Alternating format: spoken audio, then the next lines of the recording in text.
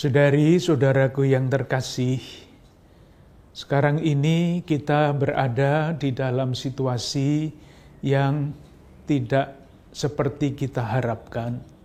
Kita tidak pernah berpikir bahwa tiba-tiba wabah virus corona 19 merebak begitu cepat, bukan hanya di Indonesia tetapi di seluruh dunia.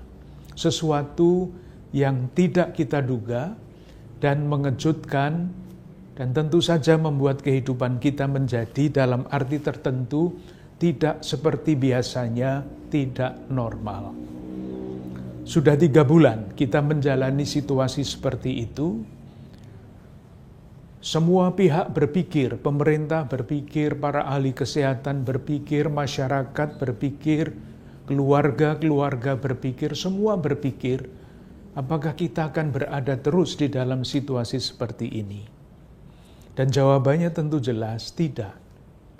Oleh karena itu, sejauh dapat saya tangkap, sekarang ini berbagai macam pihak berbicara mengenai keadaan normal yang baru. Artinya apa? Sejauh saya tangkap juga, bagaimana kita berusaha hidup di tengah-tengah situasi seperti ini dengan berusaha menjalani kehidupan kita di dalam wilayah kehidupan yang bermacam-macam itu sejauh mungkin normal. Nah, tentu saja karena keadaannya sendiri tidak biasa, yang namanya normal, yang baru, itu harus kita sesuaikan. Kita mesti menyesuaikan cara kita berpikir, cara kita berperilaku, dari hal yang besar sampai yang kecil, supaya di dalam situasi khususnya wabah virus corona 19 ini, hidup bisa berjalan lagi dengan baik, optimal, tidak mungkin maksimal, karena memang keadaan tidak memungkinkan.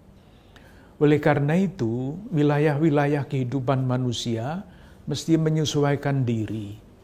Entah itu tempat ibadah, entah itu pasar, entah itu tempat kerja, entah itu sekolah, rumah sakit. Semua wilayah kehidupan manusia, kehidupan kita, mesti menyesuaikan diri dengan keadaan yang baru ini. Ini tidak mungkin terjadi kalau tidak ada kerjasama yang baik. Satu, ini tidak mungkin terjadi kalau tidak ada disiplin untuk menjaga kehidupan bersama supaya tetap nyaman, supaya tetap aman untuk seluruh warga masyarakat. Pasti hal-hal teknis harus dibicarakan secara teknis pula dan dirumuskan di dalam petunjuk-petunjuk yang jelas harus diikuti, karena kalau tidak, nanti wabah ini tidak akan pernah dapat diatasi dengan sebaik-baiknya.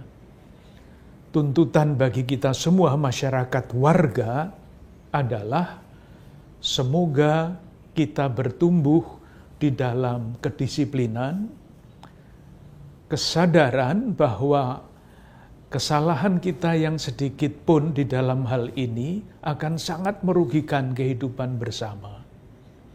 Dan keutamaan yang saya kira harus tumbuh dan tidak mungkin tidak adalah bahwa kita ini mesti menjaga kebaikan bersama.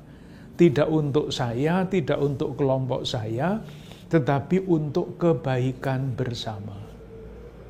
Moga-moga kepada kita dianugerahkan kekuatan, keterbukaan hati, kecerdasan hati dan budi untuk melihat keadaan ini dengan cara yang baru. Artinya, yang baru itu menyesuaikan diri, dan yang sebetulnya bagi saya tidak baru, karena seharusnya yang dulu, yang normal itu, semua orang juga harus berpikir tentang kebaikan bersama. Dengan cara pada waktu itu. Sekarang kebaikan bersama itu juga tetap, prinsipnya tetap, tetapi karena keadaannya baru, mesti dimengerti secara baru pula. Dan itu membutuhkan kecerdasan budi dan kecerdasan nurani. Moga-moga kita semua bertumbuh di dalam kecerdasan-kecerdasan itu. Kita tunggu petunjuk-petunjuk teknis yang akan diberikan oleh pemerintah, oleh lembaga-lembaga yang berwenang, dan oleh komunitas-komunitas yang menaungi komunitas-komunitasnya sendiri. Sementara itu, untuk kepentingan umat Katolik di gereja-gereja, kita semua tahu, di Indonesia ini ada 37 keuskupan yang keadaannya sangat berbeda-beda.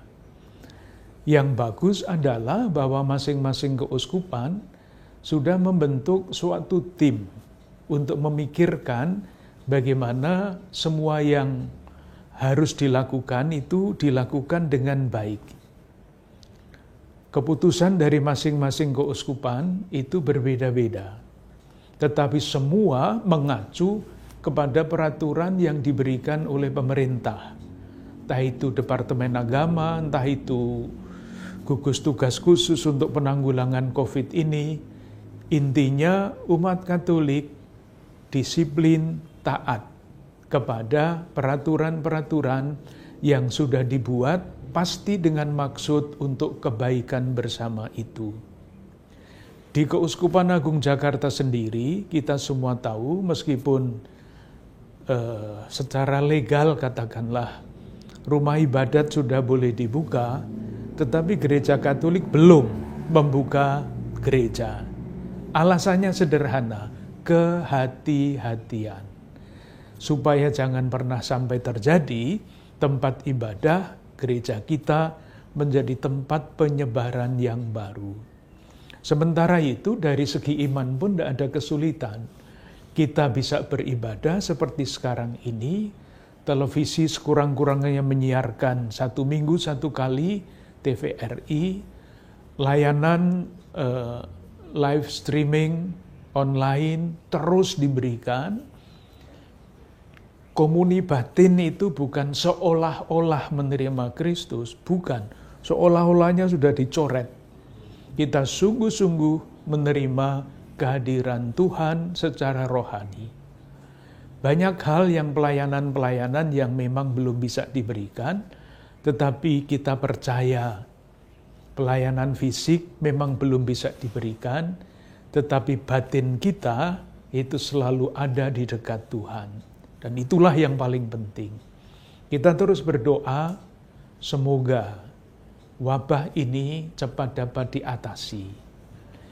Kita berdoa, semoga di tengah-tengah keadaan seperti ini, kita bertanya, Tuhan itu sebetulnya mengendaki apa dari kita, sehingga saya bayangkan nanti ketika wabah ini sudah lewat, ada macam-macam kebaruan yang bisa muncul justru pada masa yang khusus ini. Jadi bagi Keuskupan Agung Jakarta, untuk sementara ini sampai menunggu keputusan tim yang memikirkan, gereja belum dibuka untuk umum. Pelayanan ibadah lewat live streaming, lewat televisi Republik Indonesia setiap hari Minggu, dan yang lain-lain disesuaikan dengan keadaan. Kita tetap tenang, kita tetap mencoba untuk menemukan kehendak Tuhan di tengah keterbatasan-keterbatasan ini. Moga-moga kita semua dilindungi Tuhan, salam sehat, berlimpah berkat untuk Anda sekalian, keluarga-keluarga dan komunitas Anda.